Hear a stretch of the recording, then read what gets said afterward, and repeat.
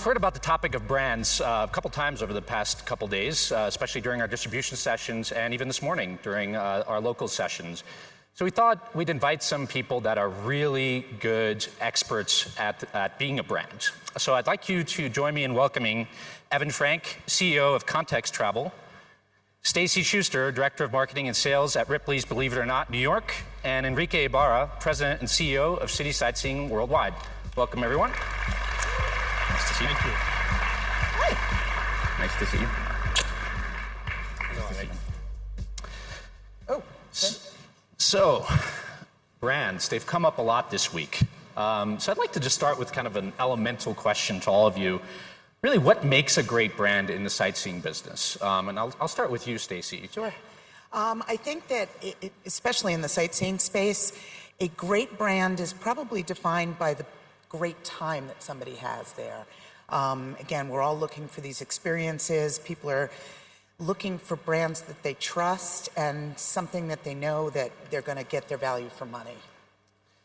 And so, Enrique, you know, in sightseeing, brands are a little bit different. There is not this kind of, and we heard this term from Douglas earlier this week, this Starbucks of tours and activities. It doesn't exist. There are bus brands such as yours. There's attraction brands such as Stacy's. There are tour brands such as Evan's.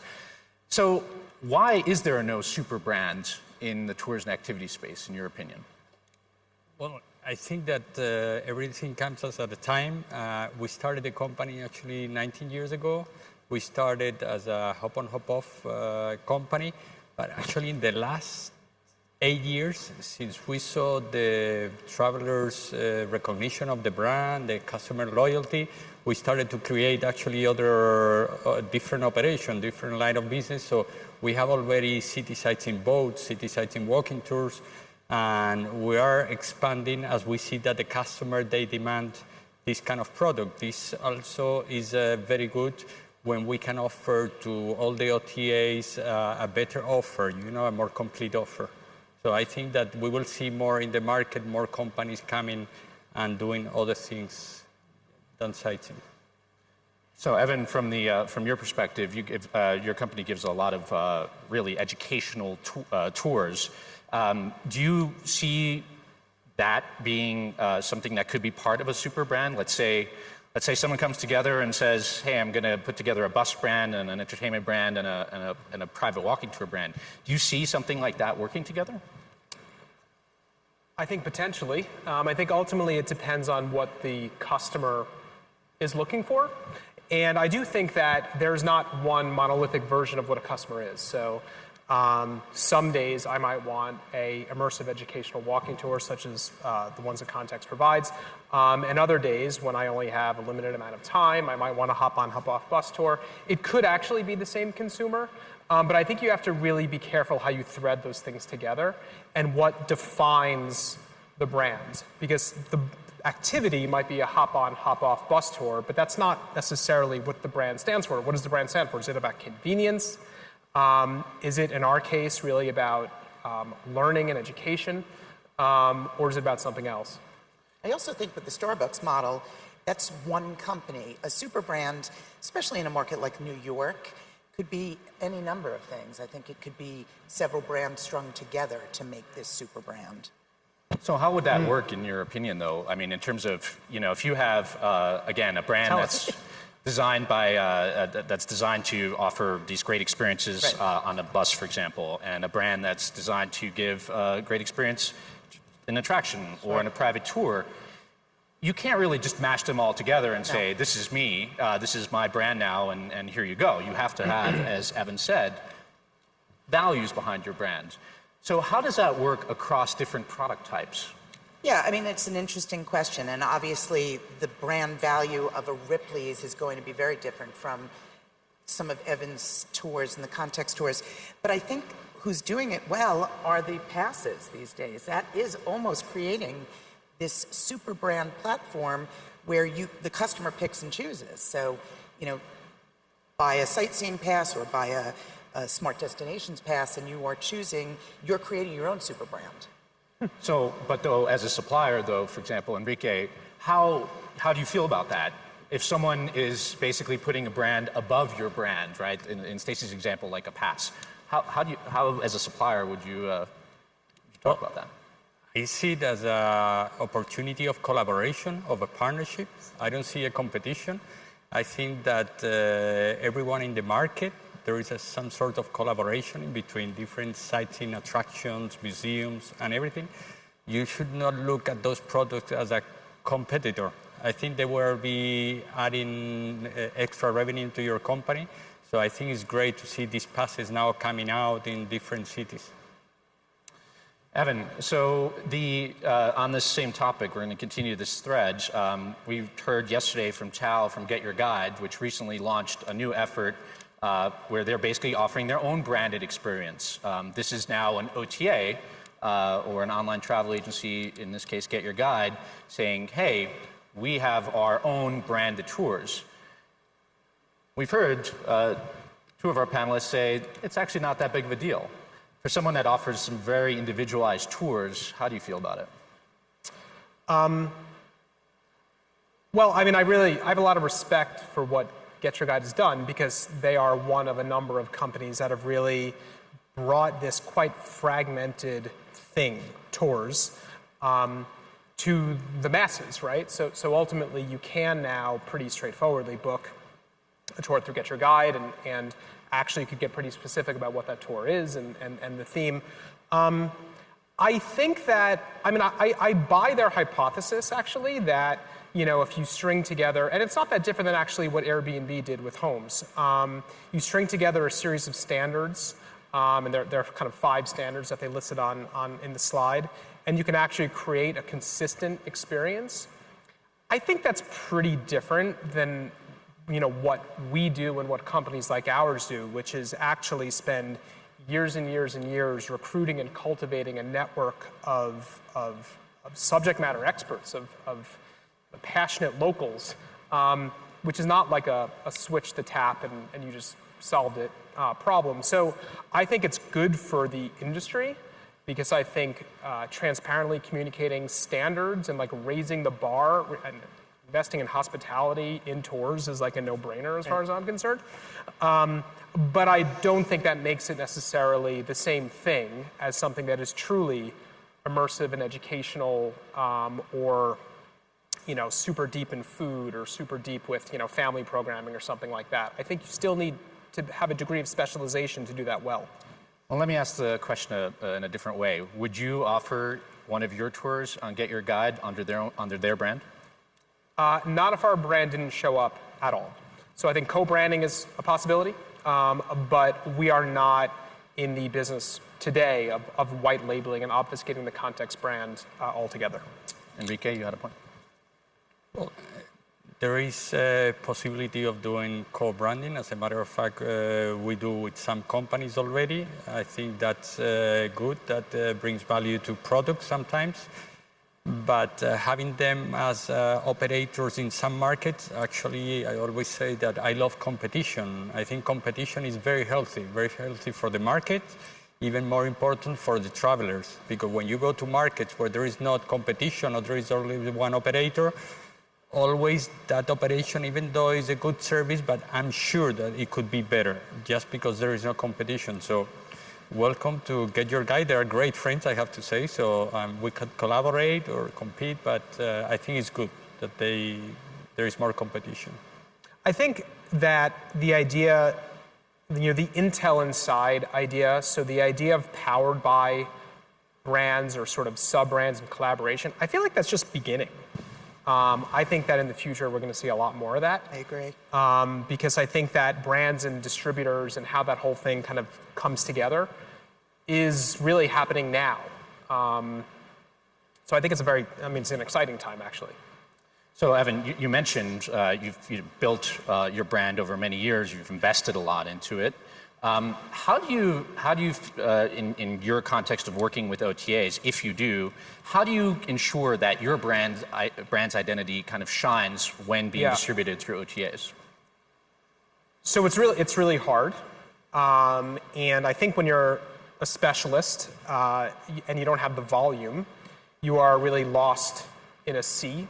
So I think for us, it's been about figuring out, so we do distribute through OTAs. How do we get incredibly specific about the unique attributes of what context does?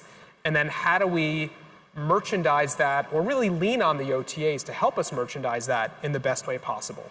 And I think for OTAs to become a much more meaningful part of our business, which certainly I'd love to have happen, that's what's going to need to click. And to just follow up on that, I think as well, it's up to individual businesses, brands, whether you're big or small, to put your information out there in the best possible light and to make sure that you are communicating the message that you want to. The OTAs will just pick up on that and continue that thread. That's a great point. But I think it's really important, especially for not as big brands, let's say as Ripleys, smaller markets, smaller brands, to make sure that your messaging is 100% on point, so that anywhere it is, it's your messaging. So again, on the topic of creating a brand, we have hundreds of tour operators in audience this week, and some of them might be saying, okay, yeah, I'd love to start creating my own brand and be a brand and become a known brand. Yep.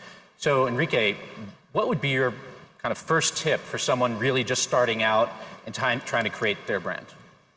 Well, I think that it'll be very important, first of all, to know exactly where you want to deliver, to know very well your target. That's essential, it's key. Also, it's very important to think out of the box. You cannot see what everybody is doing and do the same thing. If you want to stand out, you want to be different, you want your brand to be magic, to people, you need to think out of the box, no? And even more important is your team. The people that are going to be behind the brand, they have to be passionate about it. Branding is about passion. I don't see a brand being built without passion behind it. Actually, I see nowadays many companies trying to build brands with a financial interest, thinking about selling them in 2 years, 3 years. You cannot build a brand like that, If you build a brand with passion, that financial benefit will come later, but it's very, very important that the people is behind the brand is passionate about it. And I think to this audience, a brand could be one person with one bike, with one boat. It doesn't have to be a mega brand with millions and millions of dollars behind it. Your brand is your relationship with your customers. That's what makes your brand. That's what makes you a good brand. It's still the hard though. It's like the brand is important, but I think that at a certain point that needs to flip to distribution. So it's like in the Valley, Mark Andreessen talks a lot about product co-founders or like technical co-founders, and there's initially a technical moat, but actually what tends to create real sustained value over time and financial benefit over time is you got to crack your distribution model. And that's hard, right? Like that's the reason why hotel management companies exist and effectively have changed the way hotels operate. It's because you have to aggregate product together and then, distribute through best practice. So that's, I think, continues to be the challenge. And I mean, we have the challenge. It's not just for, really small companies. We have the challenge too. So that's actually a perfect segue into my next question, which was going to be, once you're part of a brand, and in some cases part of a mega brand, how do you kind of ensure across, let's say many locations, the kind of the consistent customer experience? Because everyone in this room really is in the business of providing unique tours. Those unique tours have unique attributes, unique experiences, unique customer issues. You guys have, in some cases, worldwide brands. Actually, in all cases, worldwide brands. So how do you ensure, for example, that if I'm a customer, I'm going to your location in New York and then traveling across the country, across the world to a different city, that I'm going to experience that brand's identity, but not necessarily get the exact same thing, if you know what I mean? Right. I mean, I think it comes down to ensuring that the brand standards are met and then adding the face of the place to it. So if you come to New York's Ripleys, then you go to St. Augustine, it's a very different experience, but behind it is the knowledge and the trust of the Ripleys mega brand, if you will. So I think it is about face of the place in a lot of instances. Enrique, how do you handle it on a worldwide basis? You're in, 60 plus locations? Yeah, over 100 now. Okay, wow. Over 100. And yeah, like Stacy said, quality standard, key. So people, management needs to know very well what the quality standards are. Management, your partners, everyone. And then, of course, it's very important to monitor them. So for us, it's very important to have a team traveling from location to location as a mystery shopper, as a guest, a customer, and see what they are doing. And after that, we get a report of the cities so we can tell them what they need to improve or what they are doing well and all that. But it's very important to be on top of them looking at that. And we've gotten rid of franchises because they have not met the quality standards. So Evan, for your business, dynamics are a bit different, right? Because your tours are provided throughout the world by individuals. So in that aspect, it's less of an organizational problem and more of a personal one-on-one relationship problem. So walk us through that a little bit.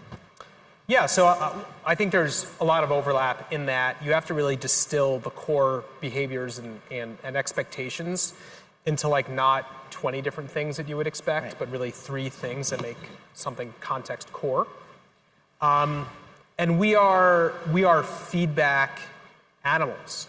So we all read every survey that comes in from the customer. We measure, so inspectors and that notwithstanding, we measure scores by guide, and we're ensuring that when the qualitative comments come in and the quantitative scores come in, that we are assigning work based on those attributes. And there's, of course, one and done scenarios, but those are pretty few and far between because we invest quite a lot up front in ensuring that a context guide is a context guide. But really, there's creep that can creep in as well if you're not careful. So we're like watching feedback like a hawk, and we've totally automated that and are obsessive over it. Hey, Alex, I'd like to just jump in with a question from the floor. Holiday Inn really revolutionized the concept of brand standards in the hotel industry. We've talked a little bit about franchising, but there's a number of companies that are trying to do something, like this in different models. Obviously, not nearly with the reach of, say, a Holiday Inn. So I guess question is something like this possible? So maybe I was wrong. Starbucks isn't the right analogy, but maybe Holiday Inn would be the model to think about. And then if I'm an operator, would that make sense for me? Or under what conditions would, let's say, becoming a Gray Line licensee or becoming an Urban Adventures affiliate, would that make sense for me? Could you walk us through that? No. Okay. No, we can. Alex, next question. No, somebody can. So is the question that, as an individual expert... Can there be a Holiday Inn, a global Holiday Inn in the tourism activities sector? Yeah. There isn't even really one in attractions. We've got big brands like Ripleys. We have Disney. We have SeaWorld. Those are known brands, but they're attractions. The Louvre is a brand. But really, if you go on the street today and you say, hey, anybody, name an airline brand, they'll give you 10. You name a hotel brand, they'll give you 7. Name a tourism activities brand, and the person's going to be scratching their head. Yeah. So where's this market headed? So I think the market is headed in this direction. Obviously, we all aspire to be just like Holiday Inn when we grow up. But the analogy of really creating a degree of standard while still getting at the essence of what the customer... why is Holiday Inn a brand? It's because when Holiday Inn was developing its product, there was a high need for standardization. And Novotel in France, it's the same story. It's the story of kind of the post-war travel boom and consistency. And that's what Holiday Inn is all about, and that's what the customer wanted, and that's what the market needed at the time. I do think that there is an opportunity, and I think the reason why it hasn't happened yet is because hotel business is a bigger business. And there's a lot more concentration of spend at the property level than there is at the guide level. There's a lot more sophistication around distribution. I don't think that we're a few years behind hotel distribution. I think we're probably 10 years behind hotel distribution. But I think that as money flows into the system and we can invest in inspectors and recruiting online and and best practice there, I think that is the way this is going to go. And I think there's going to be many brands. And what they stand for is going to be depending on the segment of customer that they're trying to serve. And I sort of beg to differ with you, Doug. Douglas, where'd you go? Oh, he's right I'm there. right here. Oh, I sort of beg to differ with you. I'm not going anywhere. Let's bring it, Stacy. Come on, let's go. I beg to differ a little bit because I don't think people would scratch their heads if you asked today for a tour and attraction example. Because I think that why we're all here is evident with people. You're not taking that picture of the hotel pillow, or you're not taking the picture of the seat in the airline. You're taking a picture of the air balloon that you just went on, or the Ripley's shrunken head that you just saw.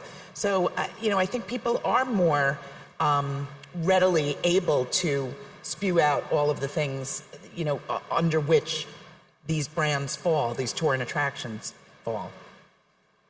But is that a brand? Oh, sorry, Alec. But is that a brand, or that's just a company? That's just I think a company is a brand. Well, but the value I'm jumping off this stage, Douglas. I'm coming at you, dude. But the value of a brand, so and this is the issue, right? I can go and have a tour experience in one city and be like, oh, that was amazing, what a great company. About the same price, I found it on TripAdvisor or Google or who knows where. And then I'm planning my next trip, I read a tour, and maybe I find it on TripAdvisor because it was actually, the description was written by the same copywriter at TripAdvisor. It looks the same, it's kind of priced the same, it's got the same time and so forth. And you know what? The guide was terrible, or it just wasn't quite the same thing. I was expecting something different. Right. So that's where the role of the brand comes in. So is that possible? And I think the really key question here for a lot of us is, should I as an operator be thinking about under what conditions participating in one of these companies that are trying to become that Holiday Inn or whatever analogy you want to create for our industry? Yeah, Douglas.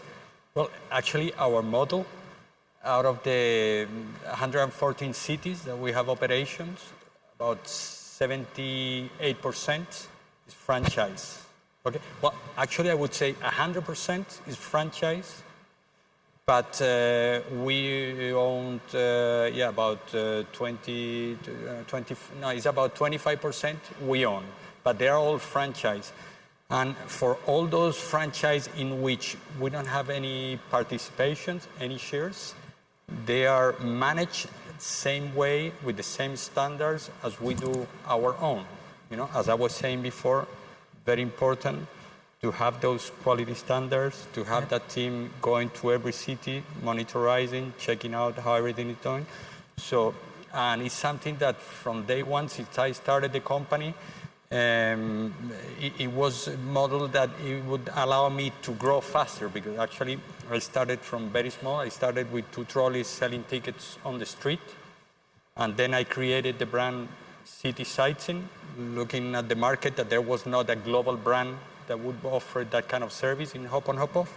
So for me, since at that time I didn't have enough financial to grow the business, I decided to franchise it. So that's why nowadays the majority of our operations are on the franchise model. All right, and with that, I'd like to get a big round of applause for our panelists, Evan, Stacy, and Enrique. Thank you very much, guys. Thanks so much. Thank you. Thanks. Thank you. Thank you so much. Don't forget your T-shirts. Oh, yeah. Like Thank one you, for every Enrique. one of us. All right. I'm going to pull out a company that is a brand. One by one. Once there. Brand and company.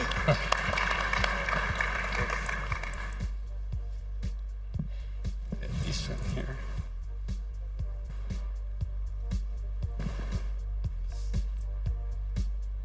Beautiful. Pistachio Land, Mexico. Beautiful. Yay.